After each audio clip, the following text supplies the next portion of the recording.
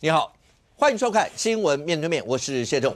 来，一开始为你介绍今天要请到的特别来宾，左边第一位，台北市议员李延凤。大家好。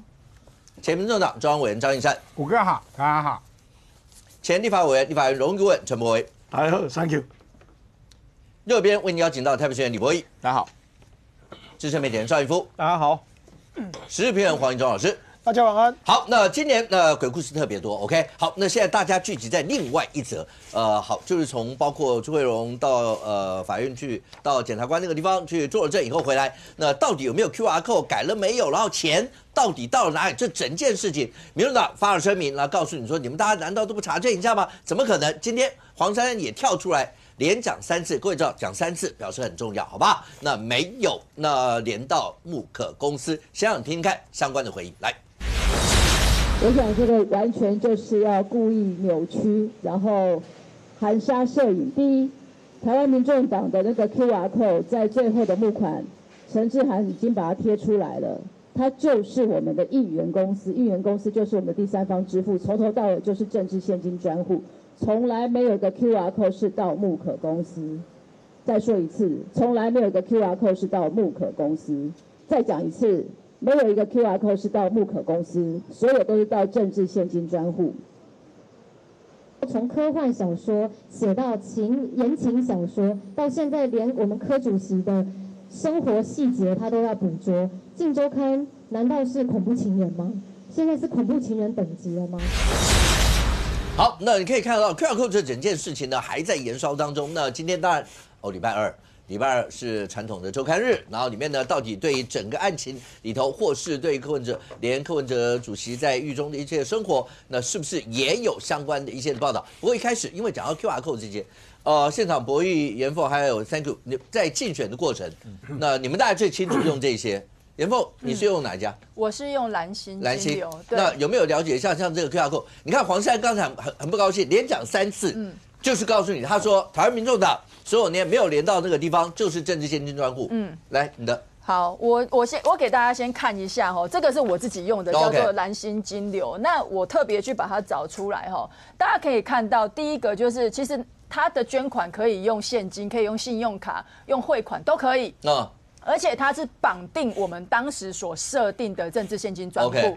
那再来呢？你看到它的这个捐款收据，其实你只要捐的都是立即开立的状况，所以没有什么所谓的收据后续补开的这个问题。这个是第一个哈。那第二个，我也特别去问了蓝星金流的公司，我说，那我们在后台呀，比如说我要变更那一个设定的账户，到底是可以还是不可以？他说是可以的，只要在比如说会员中心里面，你可能可以设定3个账户，就很像我们在设定信用卡好了。你的手机付款，你要信用卡付款，我随时是可以去变更你要使用哪一张信用卡。那他的那个账户就是说，你从后台也是随时你可以去变更，说我原本是政治现金专户，但是我现在想要改这个专户是可以的。那这我是举我之前用蓝星金流的案例，但是民众党因为它是使用另外一个议员科技嘛，那可能就要请民众党去说明说，第一个，你们当时所设定的到底是不是政治现金专户？那第二个，中间又有没有变更的问题？我觉得这个其实黄珊刚讲的意思，应该就是讲说他们没有变更过。他说陈志涵他们公布的是不是就这样？因为他刚讲台湾民众党，那这次整个过程当中延烧的争议，包括柯文哲竞选总部的靳总，包括台湾民众党。民众捐钱嘛，一定有很多人是要捐给靳总的嘛，然后有捐给台湾民众党，就是说扫那些 QR code 嘛，到底钱如果照陈志涵跟那黄珊今天为什么不高兴讲3次，就是告诉你说没有，那就是连到所谓的就是他们的政治现金专户，所以他没有讲的意思应该就是讲没有，李延凤你不要再问了，就是没有变。其实我觉得民众党这个在玩文字游戏啊，我换个方式来问好了，请民众党告诉我们，就是说柯文哲的政治现金到底有没有进木可公关公司？答案就是有啊。好，我们先你把 QR code 这个就是盖起来，不要看好了。我刚刚问的这个问题就是成立的，大家还记不记得那时候8月12号吧，他们出来开记者会第一场的时候，然后呢，陈志涵他们说这个1500万啊，他不是柯文哲的授权金，这个是木可公关公司在处理竞选小物的钱。结果到了8月28号的时候，柯文哲被搜索之前，他们不是又出来开了一个记者会吗？ 那个时候他就承认说，哦，不好意思，因为有被查到450万汇到柯文哲的私账里面去嘛。那个时候陈之涵就告诉大家说，哦，对，这个就是这一笔钱呢，当时汇给木可公关公司的1500万就是授权金，而且民众党当时还认为这个授权金太多了，所以我们要去追回。木可应该再还1000多万。对嘛？所以我刚刚问这句话说，好，柯文哲的政治现金有没有流到木可公关公司，又有没有流到柯文哲的私人账户里面？答案就是有啊。那你今天黄珊珊你出来还喊了3次，然后又那么生气，我真的不知道你到底是哪里来的底气。如果照周刊的报道，当然呢那是民众党口中的科幻文。如果照科幻文的报道的话，那个账大概没办法对了吧？因为如果账册，如果照他讲说柯文哲有没有在8月11号叫李文娟把那个账都消掉了，还对什么账？对，消掉没得对啊。可是这件事为什么现在看起来不管陈之汉或是黄珊珊会咬着这一块 ？Thank you。 你自己当时的包括用的政治现金这一些，然后你看到这件事情 QR code 这件事情发展，你觉得美感在哪？2020年2月1号就任所以选举选到那一年，我记得是1月11吧，我做账做到了2021年的10月。我当时的这个网络捐款是2000万，应该是台湾最多的。OK， 所以我的这个大概我把1000多笔2000笔吧。 平均1万多块，然后我们光报账做账啊，那个我的会计领我4个月的薪水，做2年的工作，做到我被罢免了还在做，因为我被你亏待人家，因为我被罢免的时候，国民党还攻击我的政治现金，什么 YouTube 抖内啦，什么现金什么挖哥的，我的态度很简单，有就有，没有就没有啊。因为当时我就要求会计部门要跟我们竞选团队分开独立运作，不然的话未来人家在吵我要怎么回。 所以我的账没有问题啊，包含一直到前一阵子，民众党在报这个政治现金纠纷的时候，我还在历史排行榜报第3名还第4名，很多人查啊，这个叫攻无不克嘛，所以就没有问题的，你就是没有问题。那用正常的逻辑来讲，不止政治现金哦，就算以木可公司来讲，大家还记不记得有一位叫戴立领的这个戴董，当时他的尼奥石勒出事的时候，他的反应是什么？跳出来说这张发票我没有。对，木可公司到今天没有一个人替他辩护。你要独立于民众党哦，好，你的老板是李文娟嘛，那你应该也有自己的内控机制嘛，也有可能有自己的我不知道理监事、董监事之类的，没有木可公司就像一个你有听过他，但不知道他在哪里，然后他有很多钱，对，然后后来发现不只是这个人这样子不只是木可公司这样，什么众望基金会、智库干嘛，奇奇怪怪的账一大堆。好，我们现在收束回来，这只有一个理由嘛，就是有人把这一些钱当成在麻将打完了要洗牌，有没有？张毅上高啊，大家百户了开始洗有啊，洗唔知5万一堆、9万一堆，那个情况就是这样子，有没有啊？大家全捐进来，有的挪到小物去，有的挪到智库去，什么这边的志工在领政治现金的薪水，现在民众党就是这样子啊，他没有一个单位拿得出完整账目的，原因是因为他如果讲了，比如说这笔400万授权费有没有拿到，他讲了发现所有的单位都没有，那在哪里？在陈佩琪的 ATM， 哇，那出事了，怎么那边的钱会洗到那里去？好，所以大家现在都不敢讲。那不敢讲，就产生一个很大的问题。所以中小企业包含有一点社会历练的朋友，大家在聊，就说这都不是正常公司处理账务的方法嘛。你看柯文哲作为民众党的业务，那他是不是要出去兜售民众党？他说我们理念很棒，请大家投票给我，请大家捐款给我，我可能会蓝白合，他钱收一收，可能就不会了。无论如何他的钱都应该要进民众党嘛。你用一般业务公司来思考，就是说我业务出去拿着公司的商品出去卖。卖完之后钱可不可以进自己的户口？当然不可以啊，当然不可以啊，怎么可以？整个民众党没有人对柯文哲这件事情感到怪怪的整个民众党不会觉得说，不是我钱给他去卖怎么东西弄一弄之后跑到私人公司去了？民众党应该要告木可公司才对，好不好？这才是正常的做法。没有，完全没有。好，我们讲 QR code。QR code 可能不是在民众党官方出现的，可是这有迹可循。我有求证，有一位前民众党党员，12生肖排名第2的。这样会不会太明显啊？他今年8月9号的时候爆过一个料，他说当年木可公司成立的时候，他找志工来，那个民众党找志工来帮忙干嘛？搬货、结账。那个时候发生一个事情，就是没有发票。那他没有发票怎么办？留资料、补寄收据嘛。那后来呢？会不会在那一个看起来像木可公司的专柜里面，桌上处理的方式是桌上出现一个 QR code？那看起来他们的理解是我是买木可的东西啊，因为我是在木可的专柜这里买的嘛。可是问题是现在我们在质疑的就是说你不是因为选举那些东西有的卖啊，他今天买那个东西是因为你这个东西很实用很棒，我家缺水壶，还是因为这是柯文哲，然后我愿意高于市价的价格去支持他的理念，然后他会回赠一个小礼物给我嘛？那是买卖行为还是捐赠行为？这个在法律上没有模糊两可的空间呢，所以现在的问题就是，他今天黄珊珊自己也是律师，很内行绝对没有 QR code 连接到木可，可能民众党没有，那木可公司有没有？那木可公司的贩售行为是不是商业行为，还是政治的这个募款行为？这些事情已经坦白讲，已经没有每当安含没归啊啦。这个柯文哲在里面一定心想说，不是啊，哇，那你辩护都不会，民众党要搞什么东西呢？OK，Thank you， 刚刚讲进来，因为牵扯到说柯文哲会不会知道这些事情？医生，他应该知道吧？新闻报成这样，因为今天就看柯文哲在看守所，他是可以看小电视嘛？你看小电视，可是 QR code 这件事情为什么已经到？你看蔡壁如那天讲到朱慧荣的时候，他是怎么说？他说会不会是北检诈骗朱慧荣？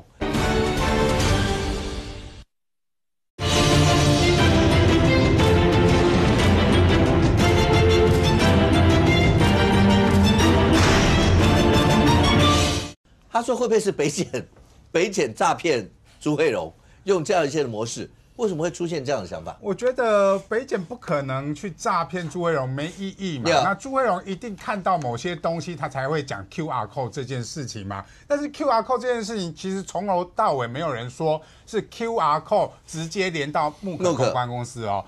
包含朱慧荣讲的话都是说募款的钱透过 QR code 进到了木可公司，但是我们知道这个金流关系是我扫了 QR code 会先进入一个页面嘛，页面点进去到金流的公司，刚才讲到蓝芯嘛，或者是所谓的应援嘛，金流的平台后面签的约的款项会流到哪里才是关键。本来民众党只要做一件事情，大家都示意了，你把合约拿出来啊。我都进政治现金专户，因为是候选人选举期间嘛，不然你就进民众党也可以啊，因为毕竟是民众党提名的候选人，你也可以捐给所谓的民众党。但是为什么朱慧荣会说进到了木可公关公司，而检联的资料一定掌握了比我们更多嘛？所以这件事情很简单，民众党为什么不拿出合约来？因为合约有可能不是民众党签的，甚至有可能不是柯文哲签的。我就问一下，这个东西是谁签的？你跟什么蓝芯是谁签？你一定是候选人本人嘛？对，因为所谓最近四叉猫爆的料里面，连结进去的网站这个网址，斗内的网址是谁去开的？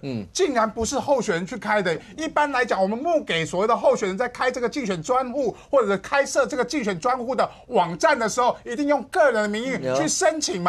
他竟然用的叫做众望基金会。你用了一个众望基金会的名义去申请的一个网址，用这个网址去募款，本身就是问题了。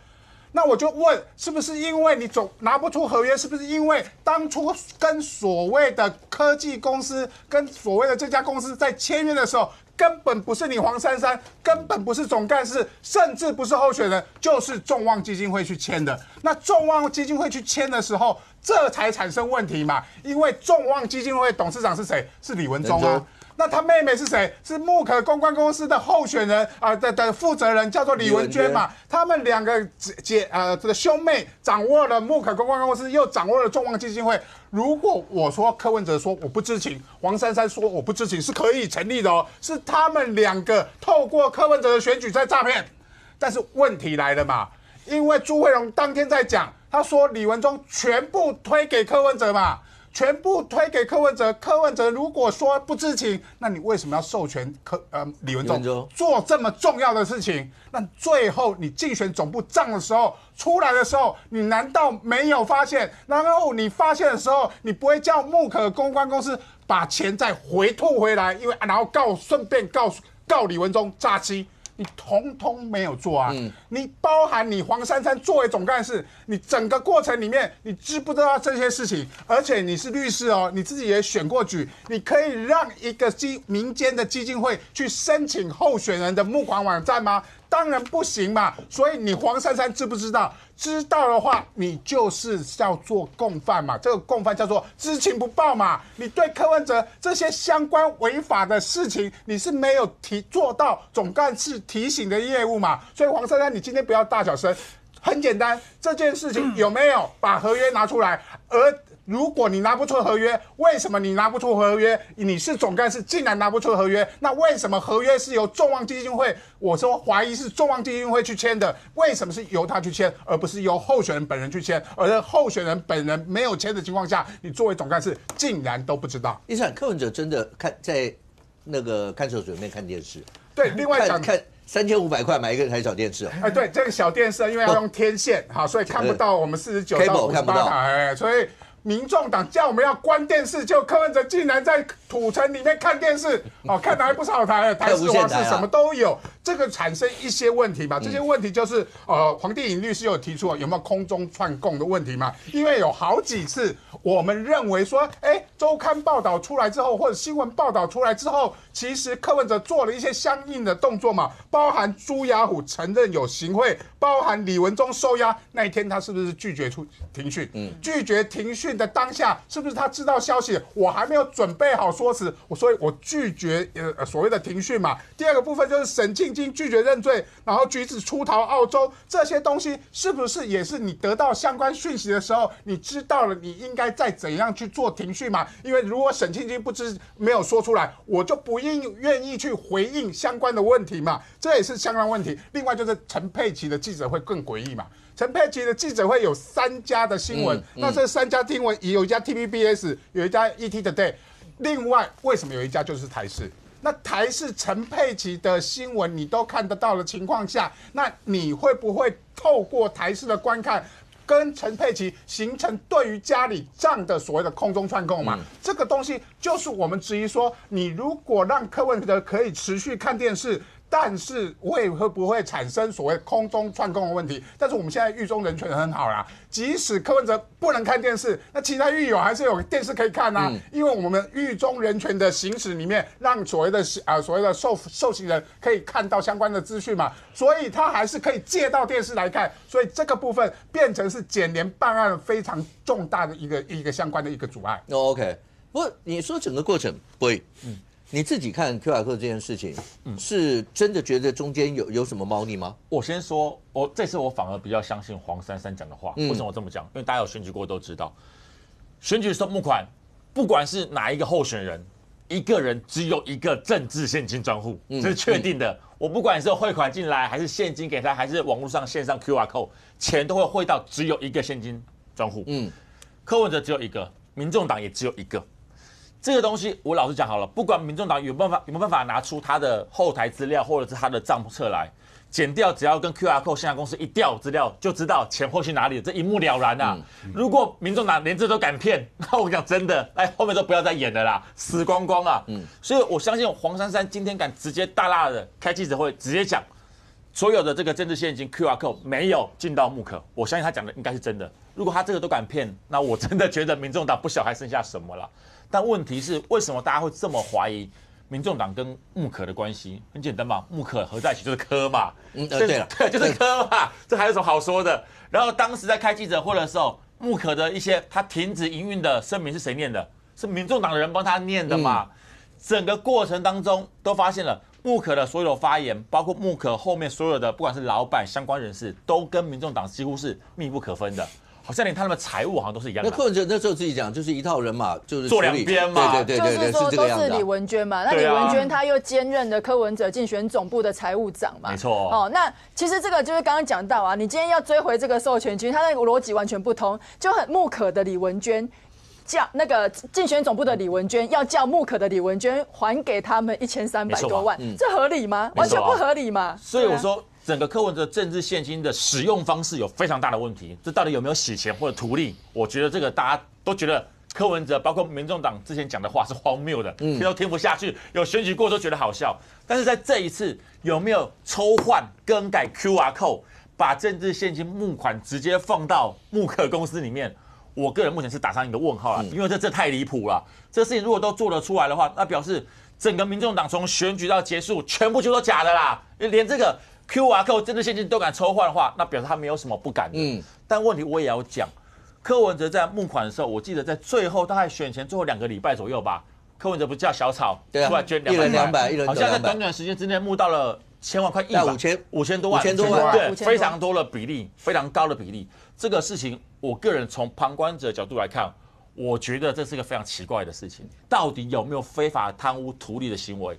我只能说，民众党现在的民调只剩下5点多%，这不是没有原因的，因为整个内部真的是让人家，尤其是始终的支持者小草越离越远的主要因素啊。不过那我们在讲说，很多人来 ，Thank you， 怎么样？主持人，我这边刚刚现场一个热乎乎的料哦，这个是2023年9月27，在可能比较有科的这个新闻媒体，他说啊，柯文哲亲自开箱竞选官网第3波小物正式上线。他桌上啊，这图放的，你看看有一个 QR code， 这 QR code 上面这个不是民众党的党标，这个是木可公司的标，意思就是柯文哲他自己宣传这些小物的时候，他这个标是木可公司的标。那至于这个 QR code 是不是，我想解析度好一点的时候我再试试看。那如果啦，因为它这上面是木可公司的标嘛，那就表示柯文哲在卖小物的时候，他钱是进这一间公司的啊。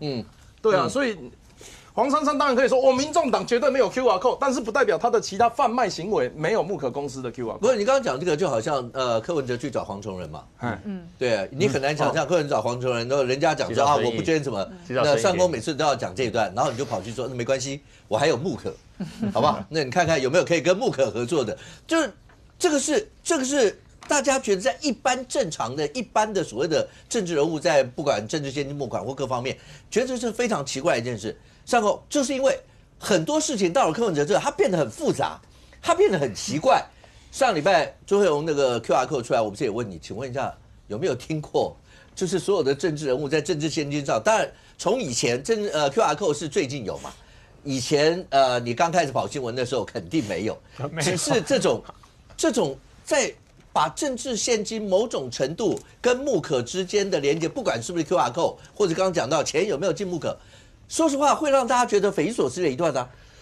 我觉得就是柯文哲改变了我对选举的那个3观印象，怎么会有这么多奇招啊？劳务契约也可以谈 ，QR code 的问题，我觉得相对也很单纯啦。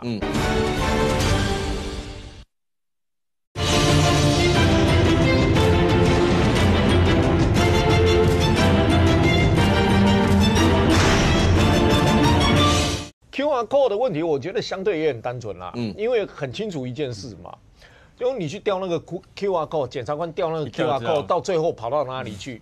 去应援里面把你的所有的契约拿出来，资料是哪个账户，什么有没有更改？其实那很快，那很快哦。但是一个问题就是说，到底你的侵占公益的4000万？检察官所指的到底是什么？就木可，这个我一直很纳闷的，就是说你之前说1.5亿啊，所以才会有1500万，然后多少那个计算标准不一样，等等，但是你再怎么算，它都不是4000万。那大家说是不是你木可跟这个靳总买东西啦，等等弄出来？但那个数字里面好像也不太对。那唯一可能拼凑起来的，就是后面的200块募款的5000多万，那有的要收据，有的不要收据。那里面是不是这一笔款项？我相信起诉书里面检察官很快就出来。我相信所有的资料，检察官敢跟朱慧荣这样讲，手头上一定有所谓的事证。周刊所有说啊，木可公司的4000多万啊，什么多少钱啊，公益侵占啊，还有1500万，可能2300万的政治现金，可能是汇款等等。你听了半天，你总觉得他讲的上亿，这上亿里面是有事证的。就我可以告诉你，我查出来这个为什么是这一个，我会这样算，那个是有事证。我觉得当有事证的东西出来，那你就回过头来，检察官到底最近还有多少是在查事证有查到的？有查到的。所以你说 QR Code 这件事情，我觉得它也相对单纯啦。检察官要去调这些资料也相对快啦。你包括你众望去申请的 QR Code， 它一样马上也都可以查得出来。众望申请的 QR Code 里面的钱是流在哪里去，怎么样？它是透过哪个平台？众望申请，这是最纳闷。对啊，我就讲很单纯的事情，为什么都要把它搞得这么复杂？所以只讲一件事，我常说一句话嘛。这个控股公司左手交右手，右手交左手，你不觉得，柯文哲是在搞一个某种程度上，它叫金流平台。而这个金流平台里面有包含了木可，包含了竞总，包含了党中央，包含了众望，包含了新故乡，还包括他自己摆在里面的 USB 等等。我们认为它就是一个资金平台。然后 USB 呢是他个人自己的，你这些钱我相信绝对没有进到这个平台里面去，所以它变成了一个平台。那这一个平台的挪用怎么挪用？看起来这一个平台的操盘手应该是李文忠，看起来感觉像是李文忠在操盘。你木可妹妹说啊，实际负责是李文忠嘛，竞总财务长李文忠嘛，众望基金会董事长李文忠嘛，那你可以看得出来，他的平台里面的在周转，所以你看到的就是说，在这一个平台里面，这一个人会拿一块，这一个人会拿一块，这一个人拿一块，这一个人拿一块，你就觉得一点都不意外，一点都不意外，因只要把它摆在是一个资金平台里面去看就好了，因为有些我可能说。木可是私人公司，它某种程度上好用，什么钱到木可去？那众望基金会呢？它也有一个好处，它一年只要向登记的政府去报一次的账户嘛。所以很奇怪的是，政治献金4月8号被退，你看众望理论上4月它应该要报，但它一直没报，一直没报。然后后来是姚惠珍他们不是讲说那为什么那所有的账或什么，他们后来都没报嘛，到9月还几月？9月才报市政府去嘛，因为他的登记是在他是区域的基金会，他是市政府社会局嘛，所以你看得出来就是说，他的连竞选总部的报账跟木可，跟众望他们是不是也有一定的关联性？不然如果是真的分开。那你众望依规定5月前你早就该报了，那你就直接报掉就好了。你的基金会你应该相对单纯嘛，那不是哦，你可以看得出来那个资金平台里面流来流去一堆烂账，到最后连众望也报不出来，也在做，然后木可一笔烂账到最后也被销毁，资料被销毁，然后你现在看来看去，它就是一个资金平台，然后账目不清，形成一个大烂账。OK， 严茂部长。好，其实我刚刚讲到众望基金会，我可以补充了哈，因为其实依据财团法人法第25条，它本来就应该要在今年初，就是4、5月的时候就要跟社会局报，但是你看哦，其实11月11号那有一个记者会嘛，当时陈志涵讲什么？大家在质疑众望基金会说是不是柯文哲的小金库的时候。那时候陈志涵告诉大家说，这个众望跟民众党没有关系，可是他们众望基金会又发了一个声明稿出来说，他们要董事会通过，然后要赶快来缴交112年度的财报给社会局。可是这件事情，我告诉大家，众望交不出来，因为他是一直等到昨天，我们已经在调资料了。昨天哦，他之前有送给社会局资料，可是他的财报那些资料没有会计师愿意帮他签合，然后呢，他就送给社会局，社会局内部看的这个资料也觉得很荒谬。为什么荒谬？他说你2700多万的申报支出里面，竟然有高达非常多的比例是人事费，这个跟其他的基金会完全不一样。好，那所以社会局这边，他到目前为止，他没有办法核备给众望基金会。因为你送来的资料看起来就是假的，就是错误百出的，也没有会计师愿意帮你签合。这个你说社会大众要怎么相信？好，然后他昨天被讲了之后，因为法规本来就规定说，你基金会要公开你的收支的记录嘛，对不对？好了，结果他昨天就赶快把他的112年的捐赠收入的这个表格放上去。可是大家可以看到哦，他的收入啊，在112年的2月13号啊、24号这种很大笔的，一间公司就捐了450万、100万。哦，下面这边呢还有这个股份有限公司，我算一算，超过就是有50万起跳的，也有7、8间公司哈，这个金额加起来就1100万，超过。可是你看他们公布的就叫欲盖弥彰，为什么？你看如果大额的，他就会用圈圈，他不让你知道。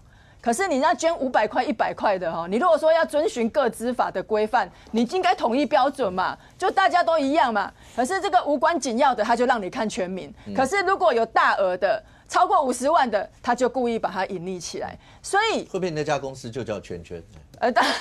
圈圈股份有限公司。那你看太多圈圈股份有限公司。对啊，圈圈圈圈。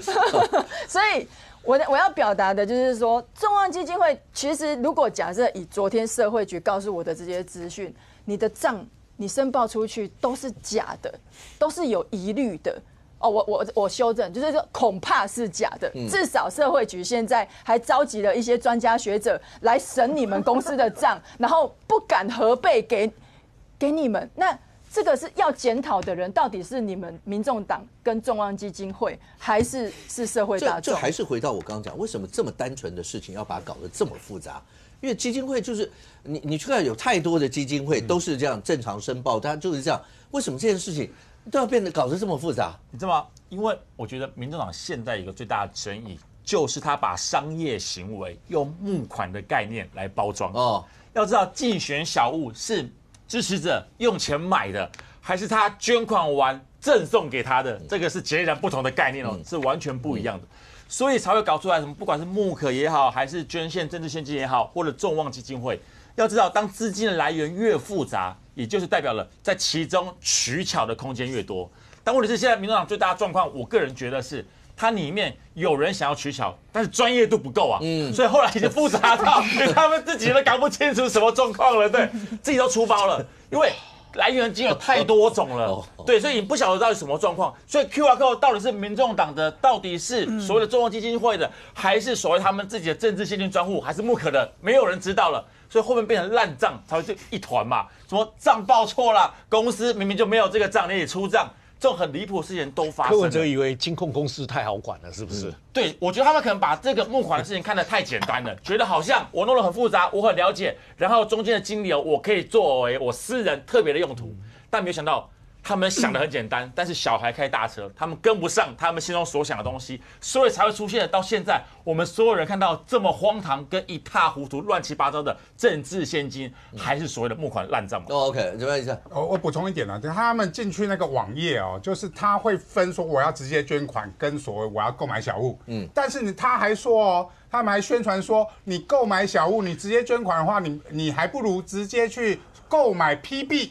直接钱给募可公关公司，然后我就可以换到商品。其实整个的行为是鼓励大家捐款人说，哎，反正我要捐款，我还不如换一点东西嘛，是鼓励大家把钱捐给了募可嘛。而募可的这些虚币，到最后有没有真的换到东西？我觉得要打一个问号。这也为什么朱慧荣说有很大多数的捐款是流到了募可公关公司，因为他们在同一个网页里面，即使是不同的 QR code， 但是让人家误判我要直接捐款，或是我要购买小物的时候，很多人会选择我要购买小物。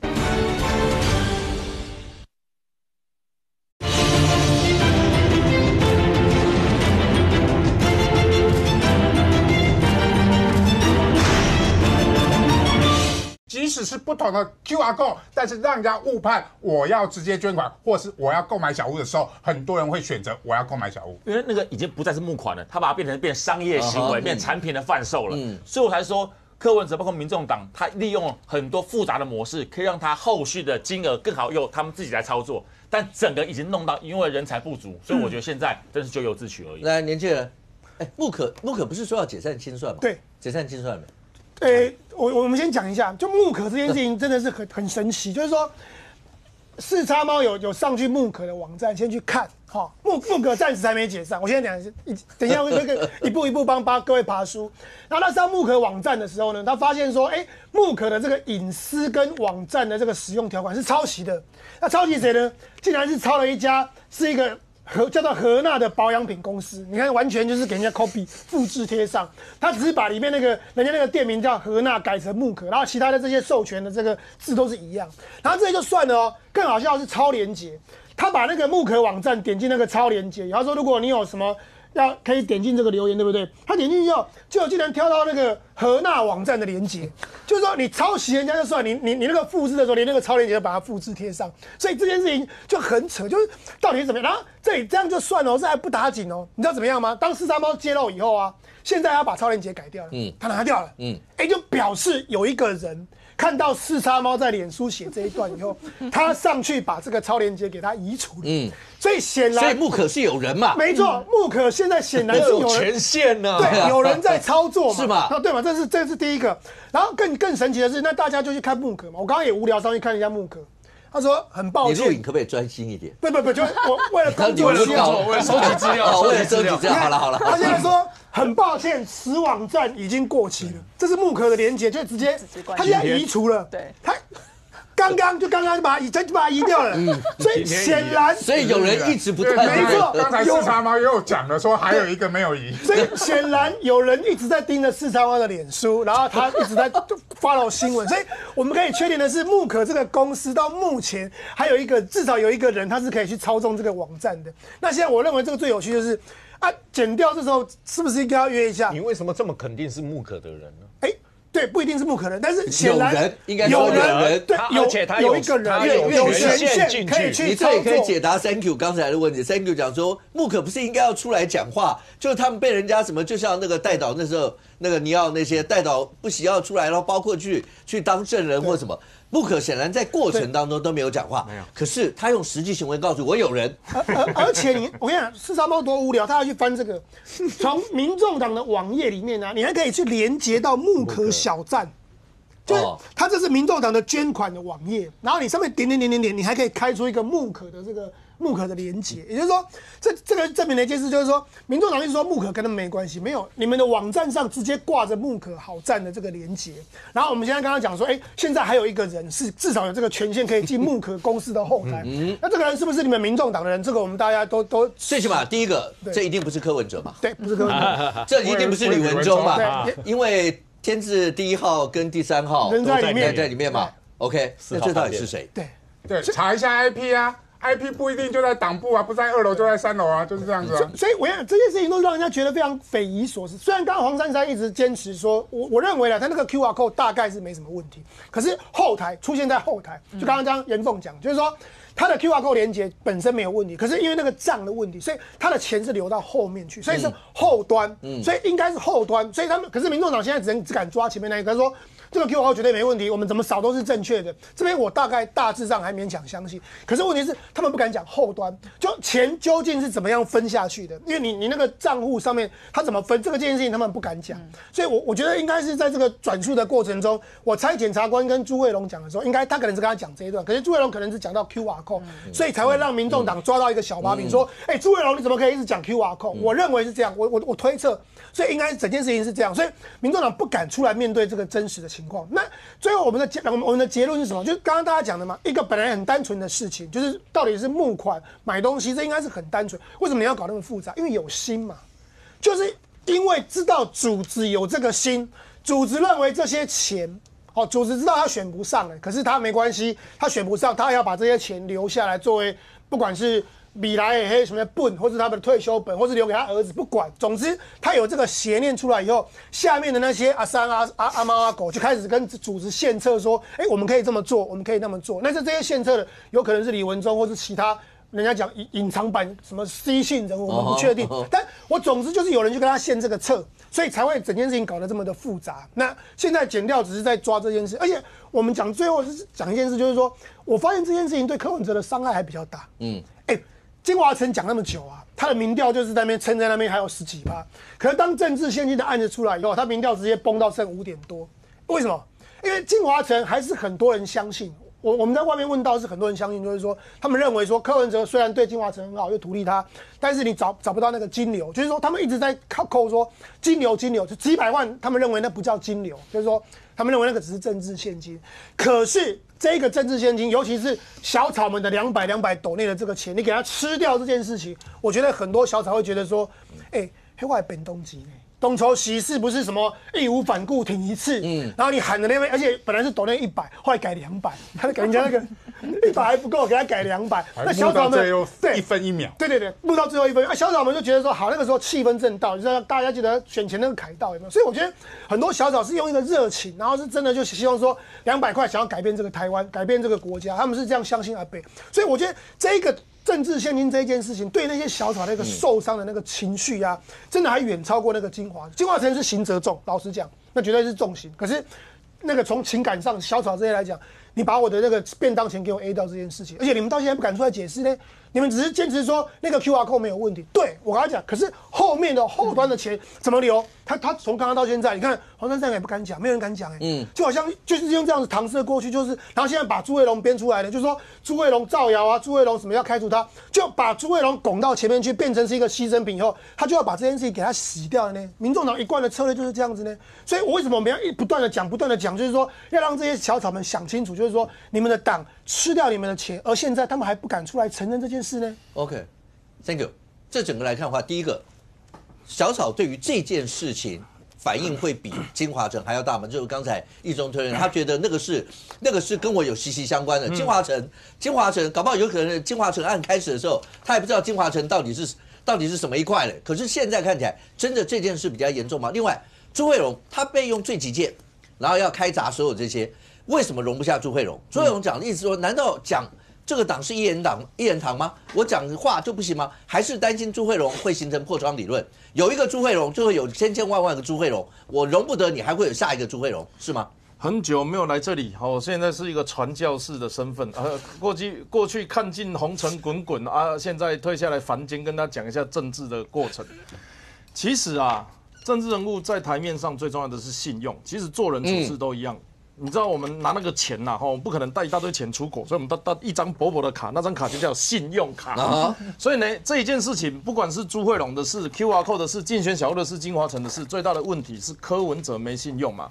那柯文哲没信用，也不是说你们某一个政党在讲而已。我相信，包含蓝营在蓝白合的时候，就深深的感受到这个人没信用了。所以这个他的问题是在信用破产，不是在个别的哪一个小事。因为他已经，我刚刚讲，就那个马球已经塞瑞海带啊，我没有戴液晶显影眼镜，真的不知道钱藏在哪里。这个是他自己要操控的事情，不是我们要替他讲的。那第二个呢，讲到党章规则的，这个是朱慧龙今天接到的信件朱慧龙是他们的天字第4号。那个以前我们在讲那个间谍啊、情报啊，都有那个长江7号，7号就很前面这个4号比7号还要前面，这个叫朱慧龙党员。我以前那个报社的时候，我的正是004，那间报社也倒了。那你有加入民众党吗？我的证件是004，一样倒。确实，好，这个是朱慧龙啊，他说我们要开中评会调查你通知函，然后党员你好。你因为被检举违纪案件为维护调查之公平性，所以特此函邀请台端来说明，函参附件，谢谢然后这是台湾民众党中央评议委员敬上，我就讲一个很简单的逻辑啊，如果今天被检举就要开评议会的话，他中间都不用经过任何审查。朱慧龙现在开始写状纸，对不对？陈志涵害我们5.7%，检讨陈志涵；黄国昌害我们民众党变违宪政党，检讨黄国昌。你现在就开始写一个一个开，看他们是谁决定要不开不开的嘛。他不可能接到检举就开了，逻辑就是这样，很简单。他不是说警察拍到违规然后一个程序我就可以进行开单，他一定会有一个谁决定要不要开的这个谁是谁？这个谁他们党章党规则有没有交代？我讲一个很简单的逻辑政党之所以存在，为什么他们的这个党章制度之所以重要，是因为未来他们执政或是担任公职的时候，他要把他的那一套制度带出来给大家看，说我管理党管得好，所以我出来当政府的公职，我也可以做得好。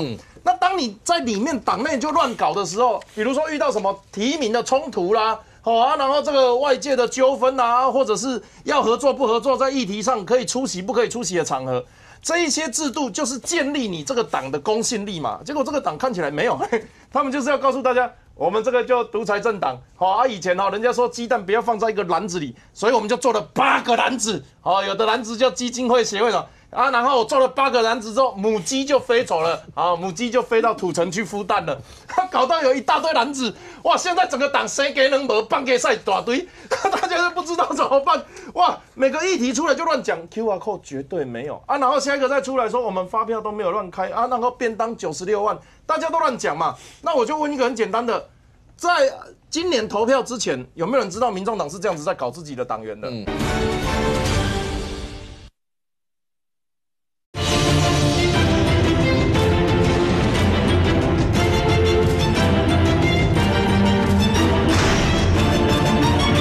结果这个党看起来没有，他们就是要告诉大家，我们这个就独裁政党，好啊，以前人家说鸡蛋不要放在一个篮子里，所以我们就做了8个篮子，好，有的篮子叫基金会协会的。啊，然后我做了8个篮子之后，母鸡就飞走了，啊，母鸡就飞到土城去孵蛋了，搞到有一大堆篮子，哇！现在整个党谁给能没半个赛大堆，大家都不知道怎么办，哇！每个议题出来就乱讲 ，QR code 绝对没有啊，然后下一个再出来说我们发票都没有乱开啊，然后便当96万，大家都乱讲嘛，那我就问一个很简单的，在今年投票之前，有没有人知道民众党是这样子在搞自己的党员的？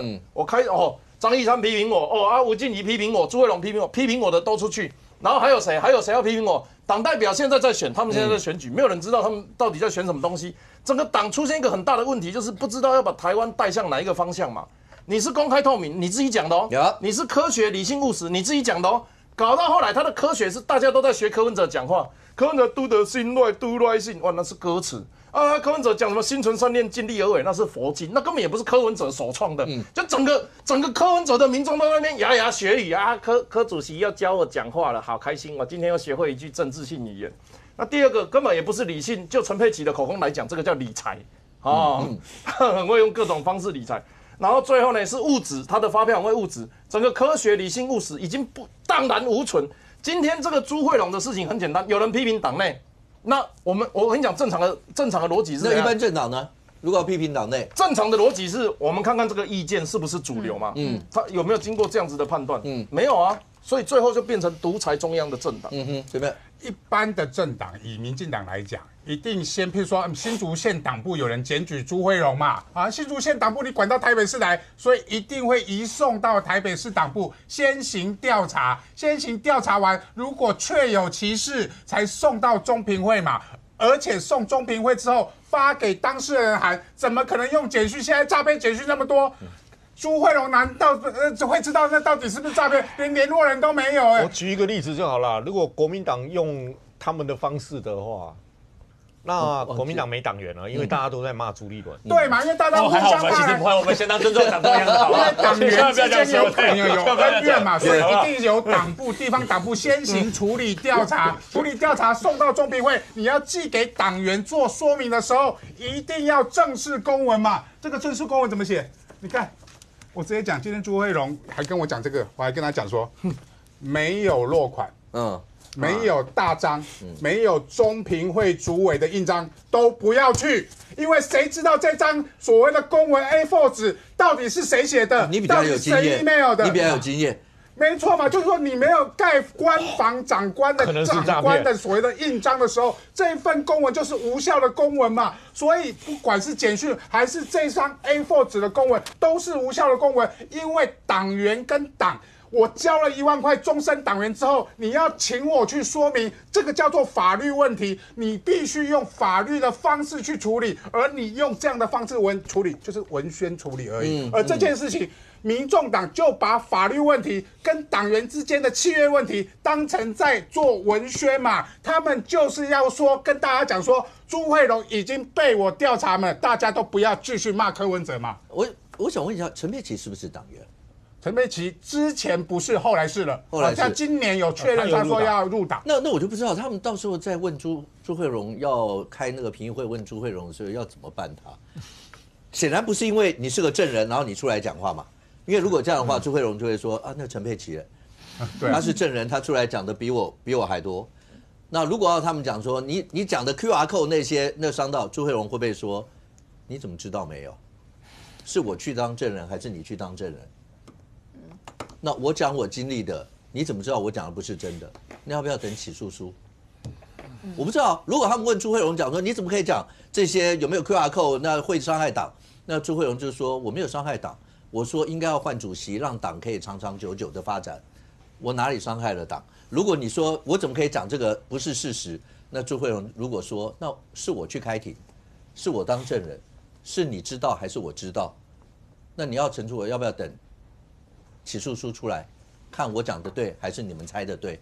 我不知道啊，因为你现在要办一个人，然后他是因为去当了证人出来讲那些东西，你们不可能比他还清楚这些啊。那我也不知道，除非出现蔡壁如讲的北姐故意要诈骗朱慧荣，我要用你这样的方式，要不然我也不知道，当朱慧荣这样回的时候，他们要怎么去惩处他？那你就等起诉书，那大家就看起诉书里面这一段，我就讲起诉如果这一段的话，一定要交代清楚。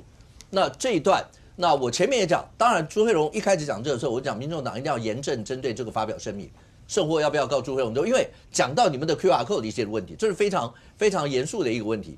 可是这所有的一切，如果这样一路往下走，那现在看起来了，好吧？能不能讲？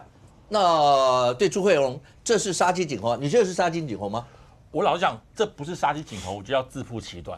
你讲民众党想要去调查朱慧荣，我觉得我没有意见。他们觉得朱慧荣伤害到党的名誉，他要调查他。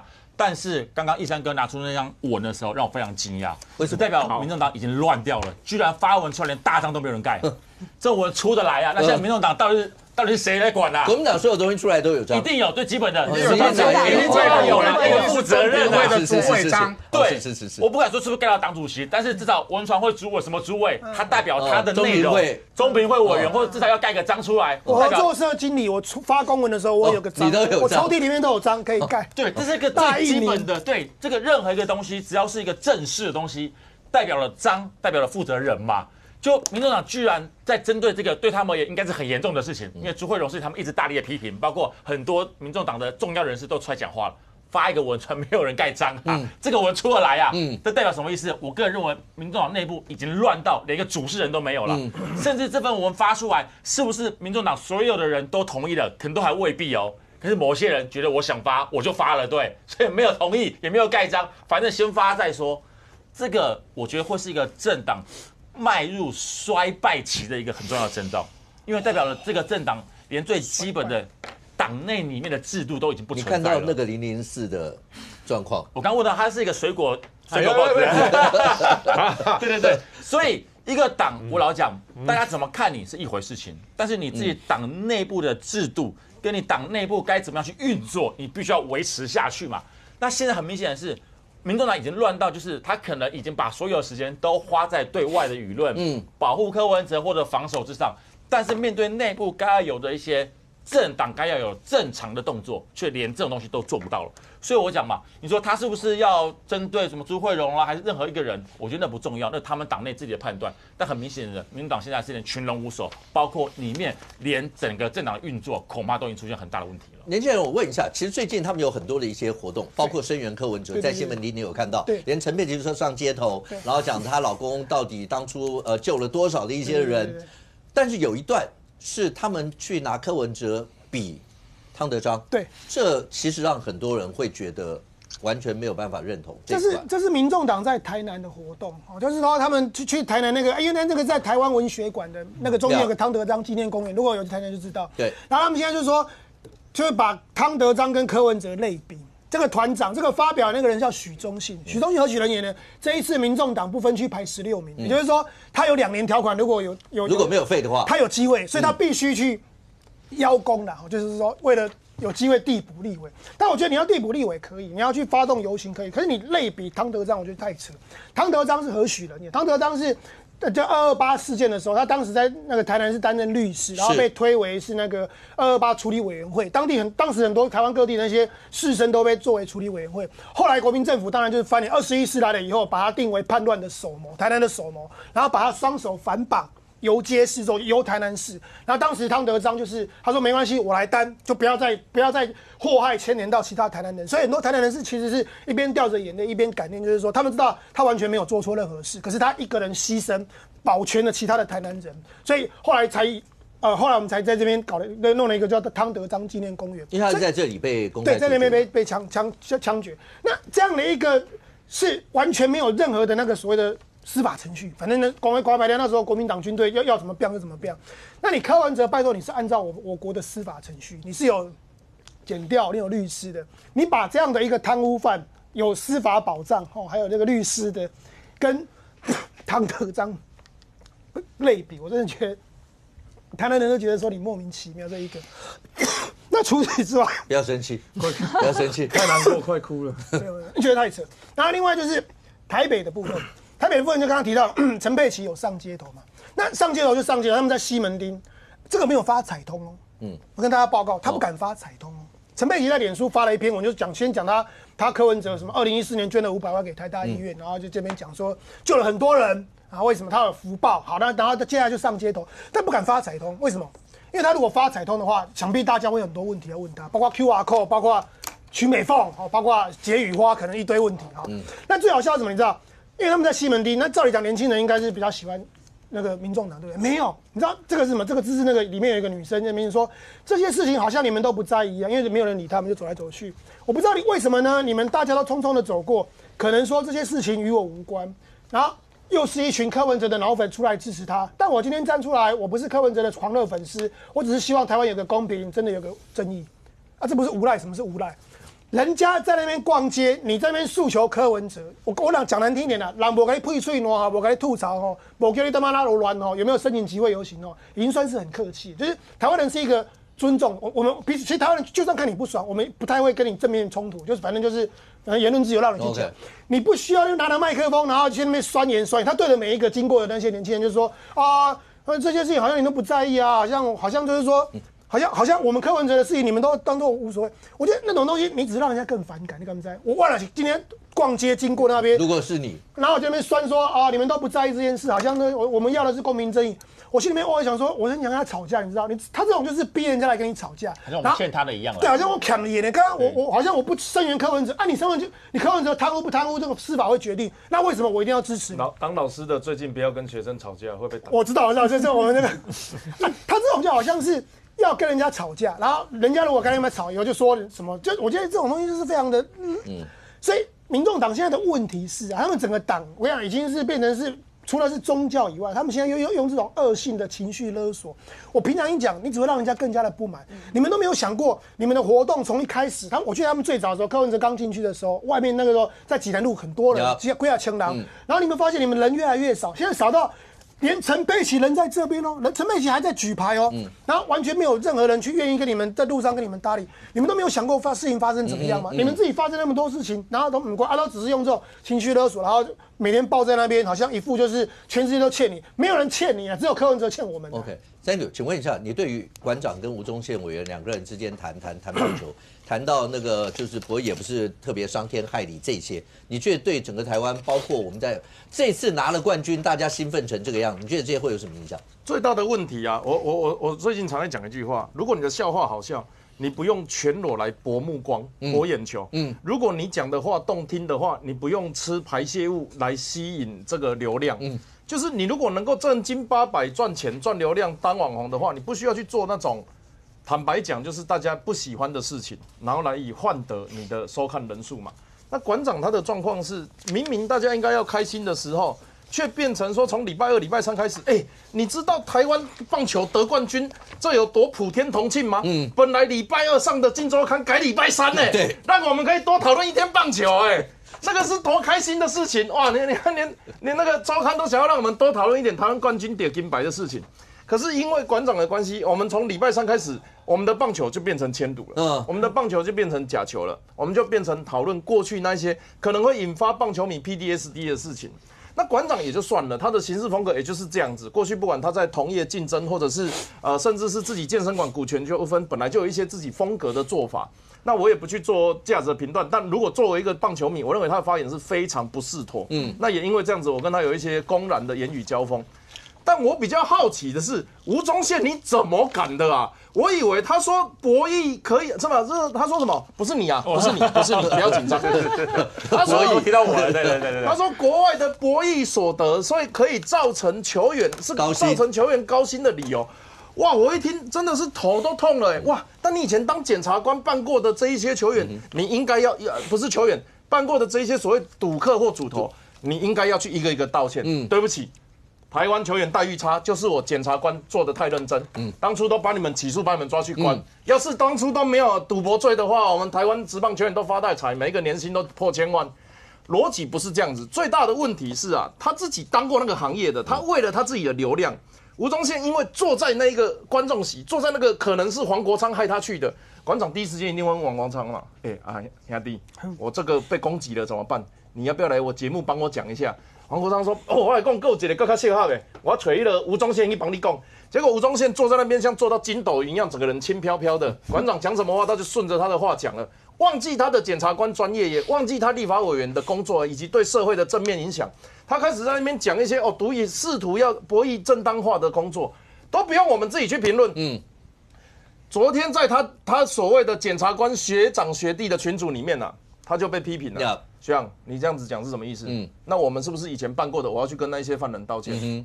然后他始终没有把这个原意讲清楚，他就只是把标签贴给这个都是车意媒体恶意剪接啦，那个原话都还在网络上。那所以我们的理解是这样子，就是职业道德不要为了政治扭曲。你退下来之后，民意代表、县市首长，甚至包含总统都是任期制的，你们不是公务人员，总有一天会下来的。你下来的时候，希望大家怎么看你？我觉得这个才是这些人应该要放在心上的事。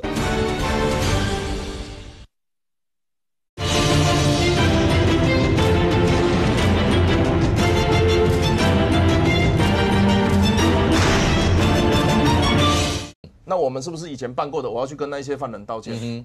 然后他始终没有把这个原意讲清楚，他就只是把标签贴给这个都是车意媒体恶意剪接啦，那个原话都还在网络上。那所以我们的理解是这样子，就是职业道德不要为了政治扭曲。你退下来之后，民意代表、县市首长，甚至包含总统都是任期制的，你们不是公务人员，总有一天会下来的。你下来的时候，希望大家怎么看你？我觉得这个才是这些人应该要放在心上的事。OK， 我也要不要简短回应一下吴宗宪委员？我老实说，讲到这个签赌的事情，要非常的小心跟精准。合法的博弈来讲，这没有问题，全世界都有在推广。就运彩嘛，你是合法一点啦。我合法的，我绝对不是那个人神共愤的那个。但问题是因为毕竟馆长讲到的，他是球帮，他是私底下非法的运彩。当你用这个所谓的运彩，可是你连接到的另外一个对象是非法的时候，我老讲，我认同那个 Thank you 哥的讲法，因为我也是棒球迷。我知道。当时职棒签组对于整个台湾的职棒的伤害有多么的大，所以你讲这话，我真的觉得，我相信你没有恶意说，觉得说好像地下签组都是 OK 的，但是因为你是跟馆长连接在一起，那后续的一些政治效应，我觉得真的要特别小心。请问一下，他后来的那个道歉，国民党党里面是从党主席这样，有没有人跟他说，大哥，麻烦一下，你赶快讲话好不好？你这样下去，整个党都会被拖下去啊！人为言轻啦，位阶比较偏远，所以我不确定，我不确定党中央有没有跟他讲这个话。做 C 位呢？这个我们没有，我们比较偏远一点。但是我听到的是，就是有一些可能同僚也跟他讲说，这个东西要特别小心，因为现在先不要讲是不是热潮，台湾的棒球一直是很多民众非常喜欢的东西。如果把它跟地下签赌牵扯到在一起的，这不止他个人的问题，整个党恐怕都无法为他来开脱，所以要特别小心所有的言辞以及包括他的讲法。OK， 那这个阶段呢，跟我们一起加入讨论是台北市议员苗博雅，来欢迎苗。大家好，来阿苗，先请问一下，你自己在选举？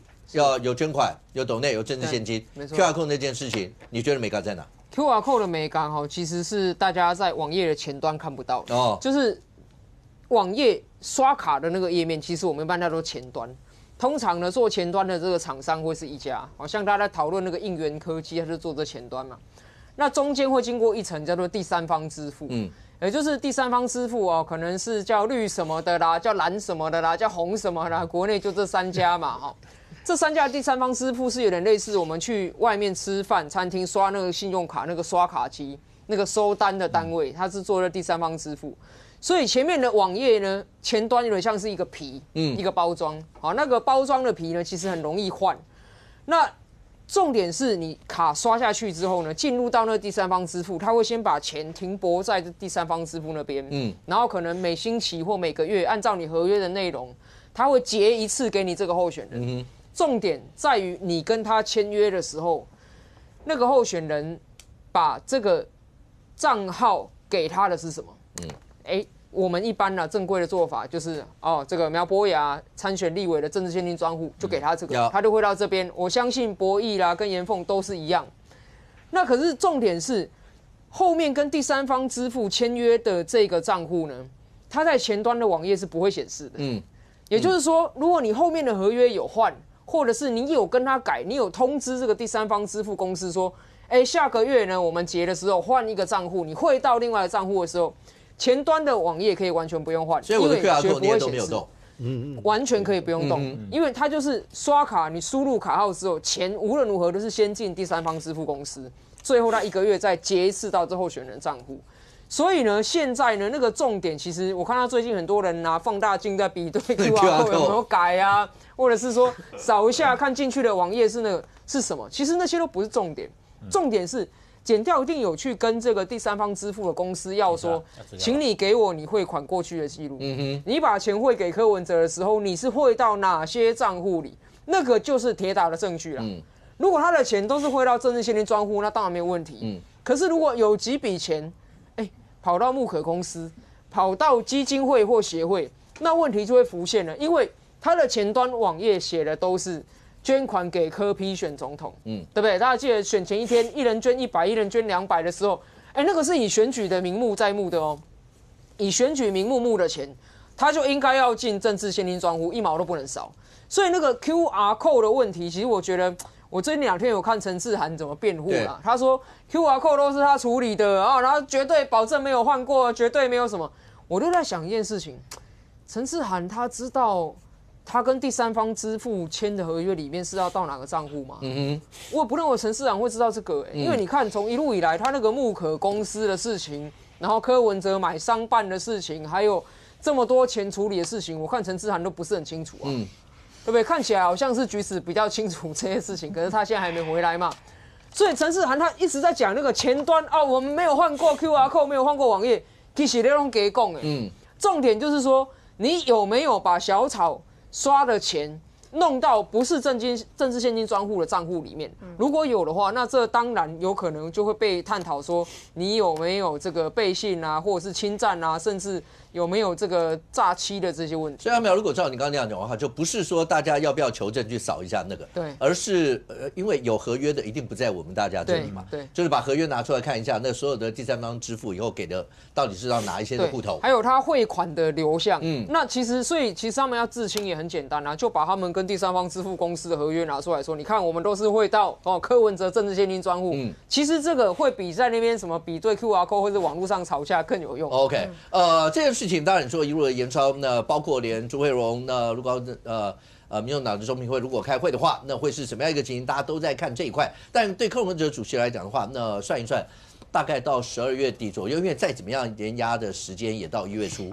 所以，如果真的有起诉书出来的话，那起诉内容针对这些是不是都会有一些的交代？可是刚刚也提到，包括在这个过程当中，你说大家在欣喜若狂，然后棒球拿冠军的那个时候，包括馆长，包括吴宗宪委员这些，严凤，你会不会觉得这件事情，就吴宗宪委员有出来道歉嘛？他后来马上就出来道歉。我刚才问博弈说，中央或是有没有人有跟他讲一下？因为这不是他一个人讲话的问题啊，大家账一定会算到国民党头上啊，一定会这样啊。其实大家得冠军，大家其实是很开心的。那我觉得应该要去讨论几件事情。第一个，吴宗宪委员他为什么要去参加馆长的直播？你的动机是什么？因为一般你在这个政治判断跟政治敏感度的时候，因为之前馆长已经讲说他有做球板这样子的一个经历，已经引发大家那么大的反弹了，你怎么会选在那个时间点还去参加他的直播？那我觉得就是2个，你不是笨，你要不然就是坏嘛。你要讲说我就是答应了馆长，所以我去了。那馆长在跟你聊天的过程当中，你就傻傻的把这些话讲出来，那你这不是笨，不然是什么？这是第一个。其实我觉得他讲这个话是，当然他现在很多检察官也看不下去，就是选择退群，因为他这句话其实是惹怒了第一个检察官，第二个警察，因为在一般就是我们这些市井小民，其实民众看的这个很有感的原因，很多那个阿姨啊、阿桑啊、阿伯，他们在庙口下象棋，结果被办成赌博罪的时候，你要想说，这些人心里面，如果现在听到吴宗宪去讲那种话，说，哎呀，这个也不是什么大不了的事情，也没有伤天害理，这些人一定想说啊，我在庙口下个棋又怎么样嘛？那5块10块哎，那跟馆长这样子的状况比起来，谁比较严重，对不对？那很多警察在办案，他说啊，我们冲的那么辛苦，被你一句话，全部都把他打乱掉了哈。那第二个，我觉得，那你的动机如果坏，这是什么？就是说你是不是为了想要洗白，为了你的蓝白合，或者是说吴宗宪你未来是想要选举？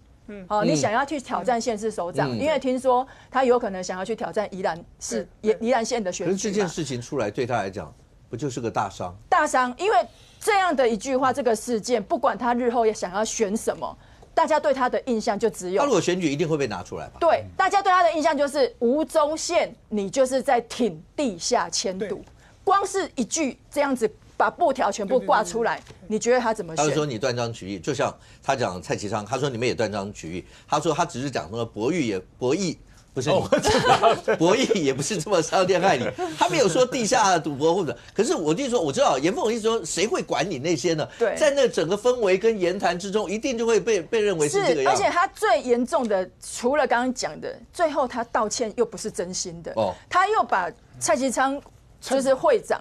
好，把他讲说，你看，你还不是在蹭棒球？是6个球团都联合发声明，都在挺蔡其昌委员而且都在感谢说他在过去为了我们台湾的职棒做了多少的努力，包含我们这一次能够12强获得冠军，他不管是在官方不管法条啊、政府的资源的整合以外，民间企业等等的这些相关的资源的整合。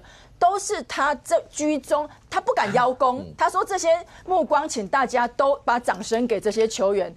结果你竟然讲说蔡其昌是在蹭棒球，所以到底是谁在蹭棒球？我想很多年轻人、很多球迷，包含更多的台湾民众，心里面都有一把尺。一中，蔡其昌是中职的会长，对，他是负责这一次的那个12强的领队。那你跟他说，他现在蔡其昌在蹭棒球，这个蹭他这样蹭要蹭很久这个蹭很辛苦，他要蹭很久，我觉得蔡其昌算有风度，他有发一篇文，他说有些人批评会长爱蹭，对我来讲真的事小，我一点都不重要。那他说只要让给棒球更好的环境，欢迎所有人来陪会长蹭棒球。然后他也很有风度，说他愿意拿票给那个吴宗宪，他可能没看过棒球，他邀请他来看棒球，也许看完棒球以后就观感会改变。刚刚严凤已经讲了。蔡其昌去年任期3年到嘛，6支球团联名，那些都是大企业联名希望蔡其昌可以继续连。这也是义务，直接没钱啊。这第一点，第二点，但是重点蔡其昌帮助他们熬过疫情。那6支球团是共同说帮他们熬过疫情，然后还帮他们打造冬季联盟，然后帮他们打造像这一次这么强大的后勤的这个勤收团队。这些东西人家是感念在心，老实讲。所以这一次蔡其昌跟那个中信的那个就是棒协理事长辜仲良配合的很好，所以我们今天才有这样的一个成绩。结果你说他叫蹭棒球，我真的觉得吴宗宪你太扯。那吴宗宪其实很贼，我老实讲，他在馆长那个直播上，他讲这些，他是讲博弈产业，他讲的是我们合法的，比如说新加坡，甚至是未来的日本，那些所谓的合法的博弈产业。吴宗宪其实很取巧，他知道。不能去讲地下迁赌，所以他讲的是国外的合法的这些博弈产业。他把2个其实是我跟你讲一介人就跳了，他怎么会不知道馆长现在需要他？馆长就是因为讲的地下赌盘被洗了以后，他需要有人来帮他洗白。那吴宗宪刚好又是检察官，这种身份最好，所以以为兼检察官的身份，所以来帮他洗。那吴宗宪自己知道，所以他避掉地下赌盘这件事，他故意去讲一些博弈的这些。不着边际，所以你乍看之下觉得说，对啊，博弈产业国外这个合法，这应该是 OK 的。可实际上他是在帮馆长洗，所以我说他这个人这个心蛮邪的啦。为什么他们邪？因为选举嘛。刚刚提到那个吴宗宪有可能想要选宜兰县，因为林姿妙已经2任了嘛，已经把它搞了嘛。平常来讲，在国民党在宜兰目前台面上比较强的，目前还不算是有啦。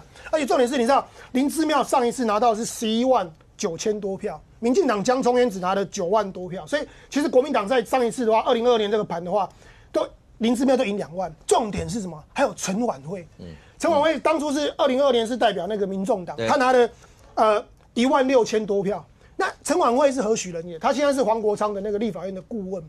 我一直想没敢猜，黄国昌馆长、吴宗宪、陈婉慧，你把它绑在一起，你这样就说得通了。就是讲，基本上馆长最需要的时候，吴宗宪你挺身而出，帮黄国昌的兄弟扛这一场，扛得下来的话，如果这一个洗白成功了，那馆长当然感谢你，黄国昌感谢你。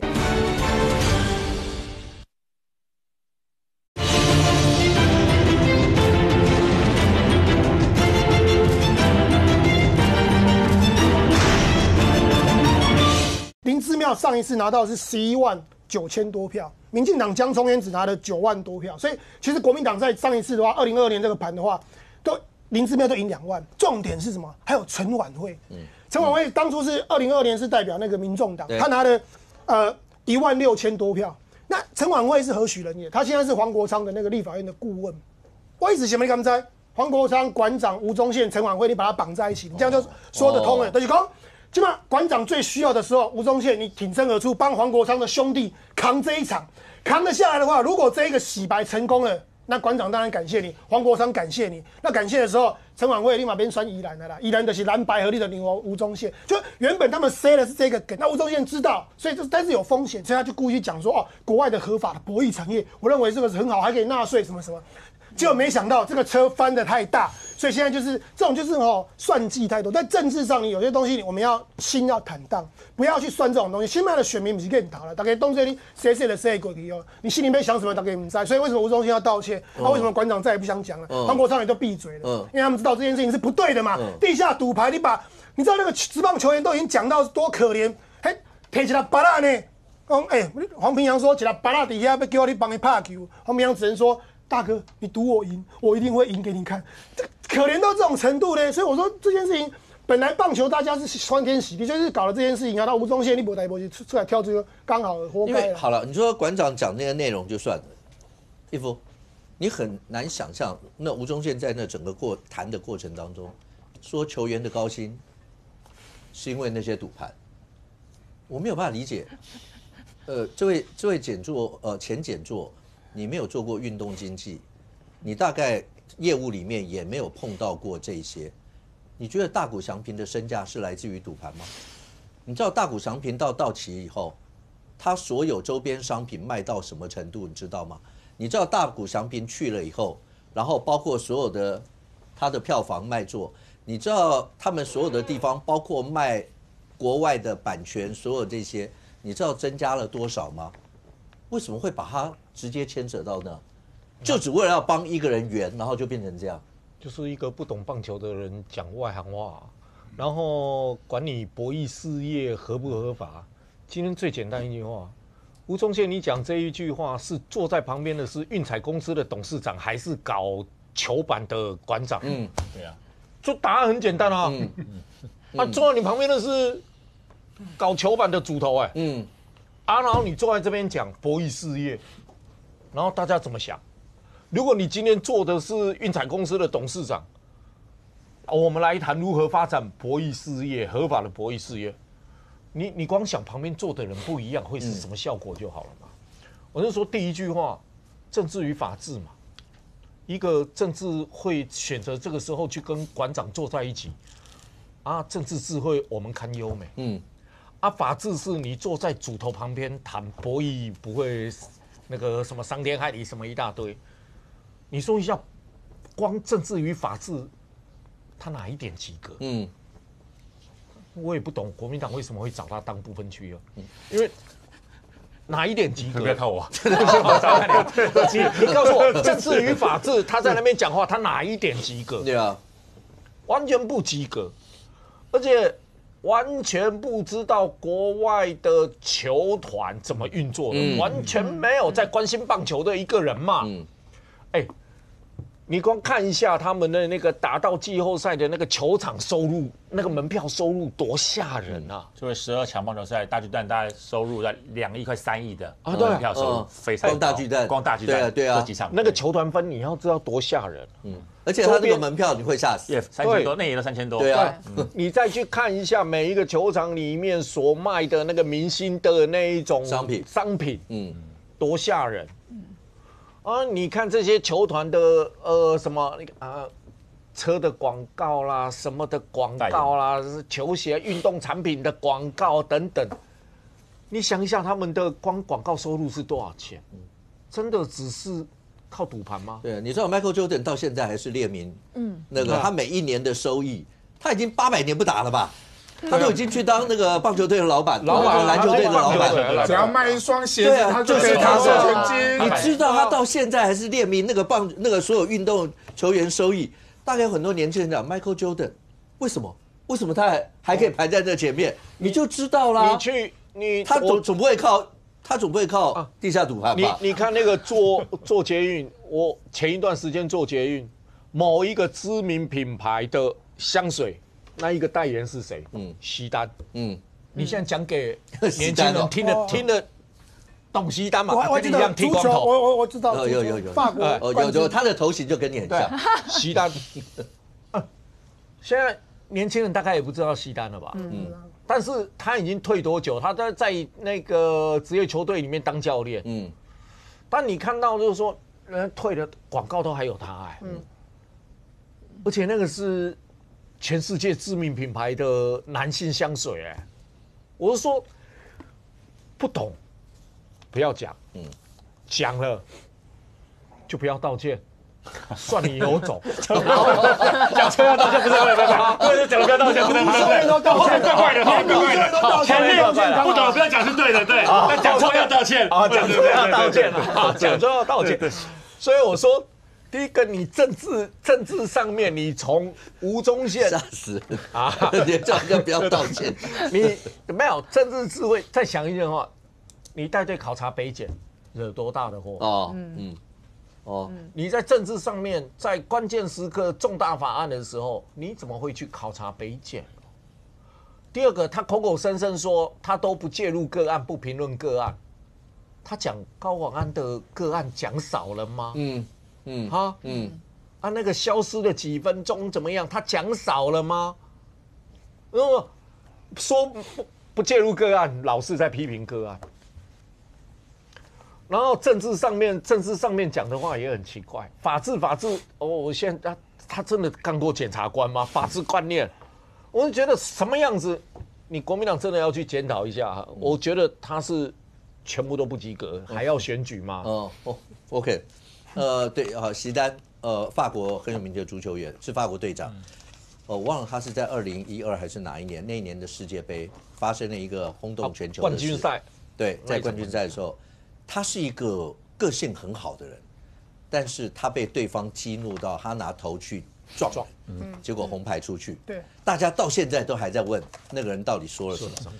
后来有人说他可能那个人就在他面前问候了他家人，对，问候家人的一大堆的脏话，然后连席丹都受不了，所以他拿头去撞了他。然后那一次引起大家这样讨论，对他在过程当中的那个表现一直都是非常非常的棒，所以讲到现在还在当广告的代言，都一直都是这个样。OK， 来。一下，所以这件事情该落幕了吧？大家应该开始可以认真准备下一次的棒球了吧？刚才吴哥讲到大谷翔平，我就想起也是今年发生的事情。他的经纪人还不是向馆长做丢包他的经纪人只不过涉及赌博，他因此而重整他整个经纪团队，因为对于大谷翔平来讲，我只要我旁边的人涉及赌博，而不是他本人涉及赌博，对我的声名、对我的薪水可能还会因此而下降。结果你吴宗宪竟然讲说，台湾的或者是职棒的球员，这些职业球员的薪水是靠所谓的职业赌博来的。有点尝试一点好不好？大家撇清都来不及了，还跟大家讲说你是因为赌博所以才薪水高的，这个东西我觉得是这样，连馆长自己现在都开始要转向撇清了，他都不断的在提黄国昌4年条款的问题了，应该是转话题了，所以我直接讲。吴宗宪道歉还不够，最好离馆长远一点，因为包含馆长的现在只要涉及跟馆长相关的一些公司以前代言的，或者只不过把他的商品上架，现在多少网友都说要去买，对，所以大家都要跟馆长撇清的时候，请吴宗宪也跟馆长撇清。你说这跟棒球是不是也有连带一些关系？因为在这个最近这一阵子，包括是马办吗？马办他们有邀请一些中国大陆学生啦、运动员啦，这些包括马龙啦这些来台湾。那过程当中，当然你说各自都会有人会采访，然后有一些的发言。阿淼是，那就对，就一定就会有人就问他，包括我们的棒球啊，那得了冠军，有很妙。同样都是他们有2种说法。对，马龙是说台湾队，对，恭喜台湾队。然后另外一个好像是复旦大学的一个孩子，对，他讲的是中国台北，就引起很大的一些的争议。这个其实从中共的说法是这样啦，这一群可以被马英九邀请来所谓交流参访的人，一定是严选。中共一定是这样嘛，严选所有政治的意识形态思想啊，全部审查过一遍。叫万中选一的可以来，因为他是来做个门面的嘛。对于中国来讲，没有什么真正自然的交流啦，很多时候都是一个样板戏。只是这个样板戏，它里面的剧码是说演交流，但实际上里面每一个动作去到什么场合讲什么话，必定安排。所以马龙讲那个叫突锤，马龙讲啊，恭喜台湾队的时候呢，我觉得他就是身为一个运动员，他真的突锤。所以后来那个复旦大学的学生讲的，其实是在这个访团里面，他得补马龙的这件事情，不然的话回去这个访团之后被他们小粉红会洗版到不行。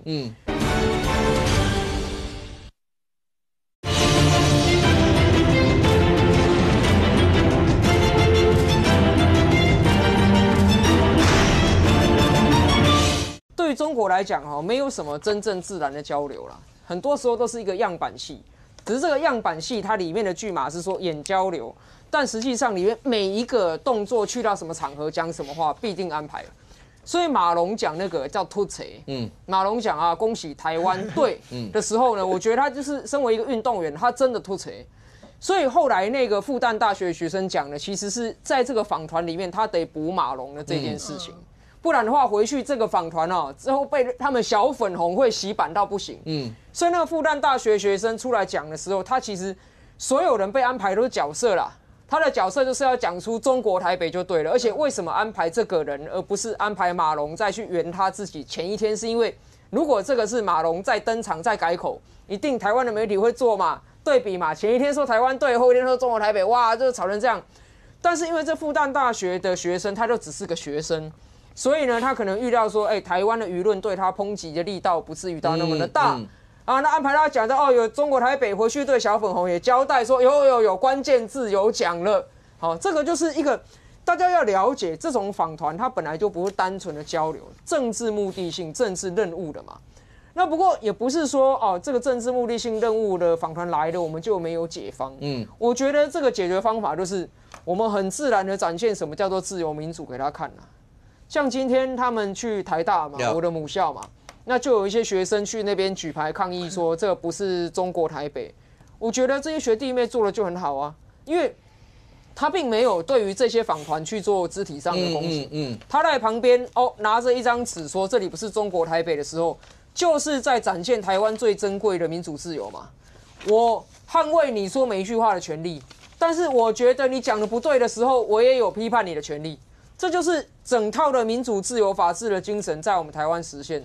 所以我觉得，当然，他们的很多的言行可能不见得是我们喜欢的，像中国台北这个说辞，我们是不喜欢，甚至是我最近看到网络上在传一些他们的大内宣影片，里面说马龙到了中山女中，好像是进了盘丝洞，那我就觉得你吹这个牛吹得太夸张了，把我们中山女中的学生比喻叫蜘蛛精，什么意思？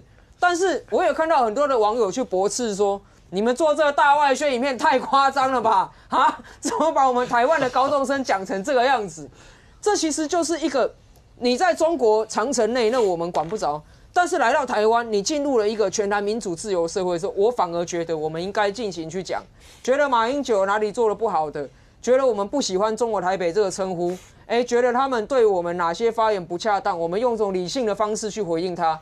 这对他们来说，反而是一生难忘、最珍贵的交流经验。不过现在看起来，萧旭晨讲说那个中国台湾这一块会不会引起更多的一些？因为他毕竟是我们自己人嘛，所以这一块讨论起来，不像我们在讨论你说大陆的学生讲那些话，会不会有其他一些影响？应该说大陆那个学生讲中国台北，说实话啦，他要这样讲，我们也不意外啦，因为对他们的角度本来就是我们是他们一部分嘛，一省嘛，所以他们那样讲。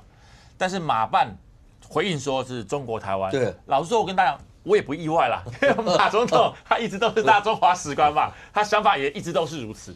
但我必须要讲一句，真的是跟现在的要接地气的。这种说法真的相当的不讨好了，我就摆明讲不讨好了。因为中国台北，我讲句实话，我也不是接受这种讲法。你讲中华台北，我都没有意见；讲台湾队，我也都很高兴。但讲中国台北，老实讲，那也怪怪，这个非常奇怪啦。那对方尊重他们讲法，我们有我们的反制措施都 OK。但马办这种说法，现在结果我只能说，马总统他从以往的发言都是如此，但是他这种讲法，我们还是要尊重，因为这是他个人的想法。但是他这种讲法，我不敢说是否代表整个蓝营的看法都是如此，因为毕竟对现在而言，我相信大家要么接受就是中华队，要么接受就是台湾队。对，那中国台北队是目前没有听到过的讲法。那中国台湾队，中国台湾队更离谱了。对，这个完全超脱我们现在能够接受的范围。所以我觉得对岸的那个学生讲出中国台北，当然我能理解，可是我也觉得是可惜，因为他整场过来这回的交流，实际上前面是非常的顺利跟融洽的。不管说我们喜不喜欢他或对方的言论，都是非常的没有政治性。就是我很感谢啦，也觉得台湾队表现得非常好，包括了还跟其他大学生来打桌球等等的。我觉得这是一个非常好的互动。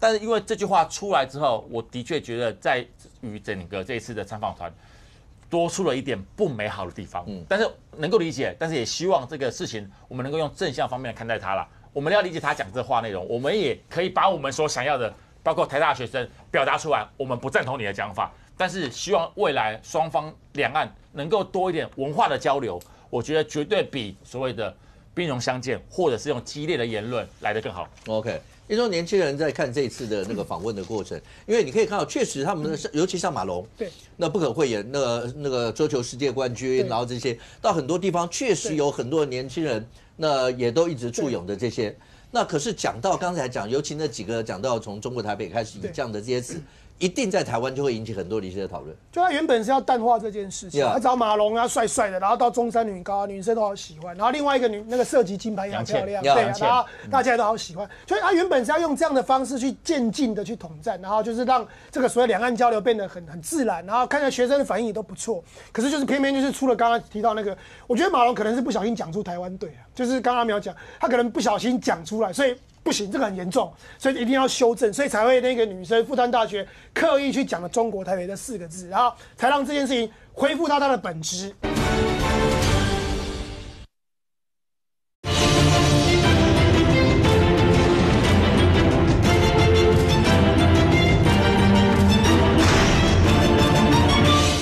因为年轻人在看这一次的那个访问的过程，因为你可以看到，确实他们的，尤其像马龙，对，那不可讳言，那个桌球世界冠军，然后这些到很多地方，确实有很多的年轻人，那也都一直簇拥的这些。那可是讲到刚才讲，尤其那几个讲到从中国台北开始以这样的这些词。一定在台湾就会引起很多的一些讨论。就他原本是要淡化这件事情，他找马龙啊帅帅的，然后到中山女高，女生都好喜欢，然后另外一个那个射击金牌也很漂亮，对啊，然后大家都好喜欢。所以他原本是要用这样的方式去渐进的去统战，然后就是让这个所谓两岸交流变得很自然，然后看起来学生的反应也都不错。可是就是偏偏就是出了刚刚提到那个，我觉得马龙可能是不小心讲出台湾队啊，就是刚刚阿苗讲，他可能不小心讲出来，所以。不行，这个很严重，所以一定要修正，所以才会那个女生复旦大学刻意去讲了中国台北这4个字，然后才让这件事情恢复到它的本质，就是说它就是个统战团，那只是说它要包装成就是尽量让它那个政治色彩越淡越好，所以用运动啊，当年。季新平那个季新吉也是用乒乓外交，一开始也是用这个方式啊，所以他原本马英九的他的想法就是说我用乒乓外交，然后让两岸关系这样子，就是用互动，年轻人就运动嘛，所以他本来塞得很好，可是我刚刚讲就是因为这样子，所以现在就是恢复到它的本质。那现在本质的话，刚刚阿苗提到有学生去抗议，明天早上也有一些年轻人也会去抗议，就开记者会，就是这件事情就回到它的本质，就是正面对决。那所以马英九办公室也讲的中国台湾嘛，那你就暴露出你的本质嘛，就你原本的一个非常美好的一个计划，现在就是恢复到它的那本质，就大家就来讨论，就是说。是不是政治归政治？是不是体育归体育？还是终究这件事情脱不了政治？我觉得这样是一个很好的思辨啊。我觉得平常讲，对这些年轻朋友来讲，不管是高中生、大学生，他们也去思考，就是说，你在跟这些两岸学生交流的时候，是不是要完全撇除政治？还是说政治毕竟不可避免啊？它终究还是最后的那一个重要的那个核心。我觉得这件事情其实凸显了这件事情。OK， 一夫。来，可不可以简单告诉我，美军现在包括在开发包括飞弹装填技术啊各方面，目的就是一定要确保他们在很多地方的武器的技术上一定要领先，尤其是领先中国啦。讲白一点。哎，当然就是他们最近的2件事情，一个是海上的装填技术啊，就 TRAM 技术啊。其实1990年就已经有海上那个填装制度，但是大部分都是运货品或是油品啊等等，因为运飞弹比较麻烦的就是飞弹里面它有的精准的导引系统，那都很精细的，怕会因为海浪啊什么碰撞的时候。它会失去它的精准度等等，所以看似简单，但其实非常难，非常难。所以到目前为止，全世界还除了美国刚开始以外，还没有一个国家可以完成海上的飞弹的运输工作。那这一次，也就是他们在10月11号的时候，他们是用了康德罗加的一个巡逻舰长青号跟一个补给舰。他们在圣地亚哥海外的48公里，大概海象3级的时候去做测试。测试的时候，基于说它的3D 还有雷达，还有那个动作的感测器的进步，所以它装了很机密的东西以后去探测那个货柜。因为那个你想一下，那个飞弹一个货柜那是用多少吨在算的，那个在海浪的时候晃动的那个状态。当然，他们完成了整个的运输状况，然后直接运到康德罗加舰，再利用它的那个 BLH， 就是垂直发射系统，再把飞弹填装进去。当然，这一个技术其实如果有去观察，中国也在密切关心，还有报道这一个技术，因为美国可以在不增加任何军舰的情形之下。他们的海军的战力可以加强到5倍以上然后他可以说因为你到关岛啊，我们到关岛啦、夏威夷啦或冲绳啊，乃至于那一些，它的往返时间去装填飞弹的话，它可能要夏威夷可能久的话要1个月，可能到近一点要几周，但是这个技术它是随时的话。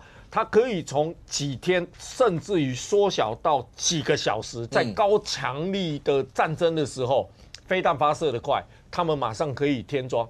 所以他们预估，如果这一个技术2030年全部普遍应用在美军的话，美军不造任何一件事，它的战力提升5倍。OK， 在未来当川普上任以后，那整个国际局势会怎么样？全球都在关注当中。当然，尤其武力部分，那到底会怎么样一些发展，大家也在看。对国内来讲的话，刚前面所提到，对于民主党主席柯文哲柯主席所有相关的这些案子，在12月底以前，真的就会有一个最后的结果吗？到底会怎么样？我们大家拭目以待。